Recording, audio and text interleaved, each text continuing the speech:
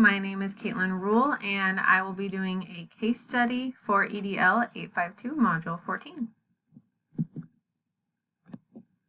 So to summarize the case, what is happening, the Lightville Community School District population is increasing. And so they needed to decide between three options if they wanted to add on to schools or if they wanted to build a new middle school. They also hired a principal for the new middle school, and she brings a committee together to build a mission and vision. However, the committee wants the principal to construct a vision independently before bringing any of their own new ideas. When and where this is happening, the Lightville Community School District serves two rural communities outside of Lightville. There are two schools currently, an elementary school that's K through 6 and a junior-senior high school that is grades 7 through 12. It is located within 10 miles of a major city and an adjoining county, which could be where the population is growing from. So, for example, 25 years ago, the enrollment was 758, and now it's over 1,200, while also increasing by 2% each year. Who is involved? We have the Lightville community, the superintendent, Joe Rawlings, the new principal of the new middle school, Susan Potter, and her committee, the Visioning and Planning Committee, which is 4 teachers and 4 parents. In that committee, there is a committee chair, Helen Burke.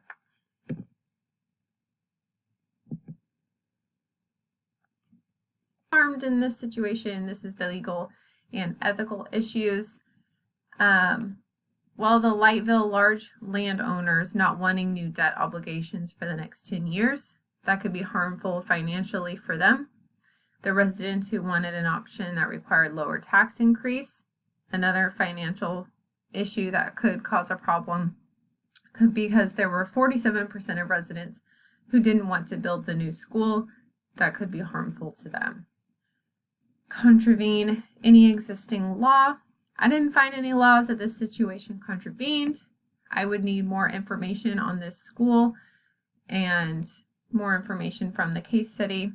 But I did find with some research that if they do fiscal independence, they can borrow money and repay it over time from its own tax revenues, or they could do public bond, which is required for permission to increase taxes to repay borrowed funds. So either way, I would need more information.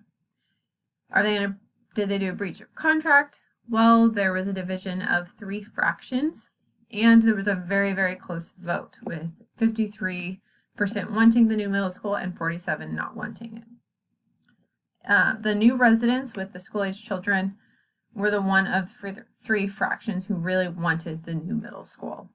So this puts a disproportionate share of fundings on farmers, I found, because they are the people who own the most land in the district, and when you own the most land, your tax goes up the most. So it kind of really hurts farmers in that situation. So to put this all into one sentence, I have the Lightville Community School District is preparing to build a new middle school and have called on the responsibility of Susan Potter to find a way to create a vision through a challenging advisory committee who want her to draft the vision independently rather than as a team. So to synthesize the facts, we have people, place, program. So the people involved are the students, 6th through 8th grade, their parents, where over 60% is rural, and the rest are urban. So urban includes more residents who were pro middle school. The rural includes more that were hesitant on the middle school. So the new families are the ones who are changing the social and political environment in the district. We have the administration, Superintendent Joe Rawlings, new principal of the middle school, Susan Potter, and they seem to have positive and cooperative leadership styles while trusting in the community decisions and looking for cooperative participants. Then we have the teachers and norms, the Visioning and Planning Committee, 4 teachers and 4 parents. Most of the teachers are from the neighboring schools, so they're already from that community. and they're leaning a lot on the new principal for the decisions, but so far they seem to have a very positive culture to them.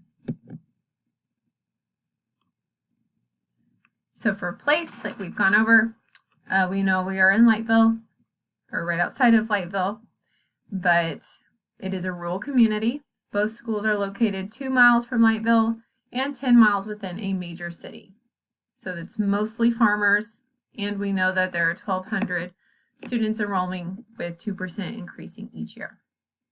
We know the elementary school opened 22 years ago, secondary school opened 11 years ago, and the middle school is under construction, opening in 18 months. They are all on the same 65-acre land. The program is a public school. The elementary is K through 5, middle school is 6 through 8, high school is 9 through 12. The curriculum is confirmed in elementary and high school, but in middle school, the scope of curriculum will be decided. So the type of curriculum and programs are unknown at this time. To review and prioritize, could the situation be damaging? Yes, it could cause conflict with the rural stakeholders being unsure about the new school when they make up the majority of the community. What groups have an important stake? The students at all 3 schools, the community, and the principal making the decisions for the new school. Have all relevant stakeholders been consulted? Yes, conducting a referendum brought the decision to the community. Can I learn more about this situation? Absolutely. I can learn more about the grade levels academics, curriculum, social and emotional needs of students, and takeaways from similar situations. Do I know enough to make a decision? I have enough to make a pre-decision, but I would like to get more data from the community to be able to make a clear set decision. So I came up with 4 options. Option 1, no decision or action. So the principal would make the vision and mission statement and present it to the committee. They would communicate the pros and cons with the committee. However, a consequence that could come with this is they never settle with an overall agreement. Option 2, comprehensive or liberal. The principal could refuse the vote while listing out reasons and explaining the importance of why she doesn't want to be the one to do it independently. This could end up affecting relationships and future involvement. Option 3, an intermediate strategy. The principal could make the decision on the vision and mission statement independently and say, since I did this independently, this is the way it's going to be. Kind of a my way or the highway situation. So it could end up hurting the relationships and community members. Then I have option 4, and it would be the principal could ask different questions that actually lead to the beliefs and views and end goals. She could build up to what the school vision could be without her committee even realizing that they're building the vision themselves. Then they could research other schools, but a consequence that could come with that is they could run out of time or never settle on a situation or on a vision. So to evaluate my option, I have options. I have pros and cons of each of my options. So for option 1, some pros would be you would show your committee you are willing to listen, and you could start the communication about the vision and mission. However, some cons would be it could create the idea that you will back down to what the committee wants, and the principal ends up doing all the work, including rewriting and discussion and disagreements. Option 2, some pros could be you could show the committee that you're strong in your decision, you won't back down. You get ideas from the committee members. However, some cons could be the committee members all come up with different views on the vision. So they could end up not deciding on a certain vision. And in the future, committee doesn't feel comfortable coming up with ideas. Option 3, there's really only one pro with this one, and that would be the principal would decide on the mission and vision that she thinks is best. But there were cons. She could lose the committee and community's respect and participation in the future and end up with a negative climate. Then we have option 4. Some pros would be learn more about your committee and community members. You would create a positive cooperative team. You would open up new decisions and ideas, and you would settle on a vision that everyone agrees with. Some cons could be, it could be time consuming. We could disagree with others' ideas and overall decision and never end up settling on a vision or mission. So in my opinion, the best option would be number 4, because under these circumstances, this would be the best to make everyone feel their voice was heard while still presenting yourself as the one taking charge. My decision would implement the greatest care and attention to concerns of all stakeholders because I would ask the right questions to get to know their beliefs and views before creating a final decision. And all stakeholders would be considered. So in this situation, everyone would be helping make the vision without even realizing they're doing it. So to implement my decision, my path, first, I would start with the right questions. I would get to know the community and the committee members by just kind of asking questions, getting to know their beliefs and their views. Then I would ask about what 6th through 8th graders are struggling in now could be changed for the new middle school. I would ask about what strengths the 6th through 8th graders would be bringing to the new school. Ask about the needs the 6th or 8th graders have that we could help meet at the new school. Next, build off those questions and findings to present ideas of a vision statement that we can discuss together. So take their ideas and bring it to their attention. Then I could open up communication about these ideas and where it could lead us in a vision statement.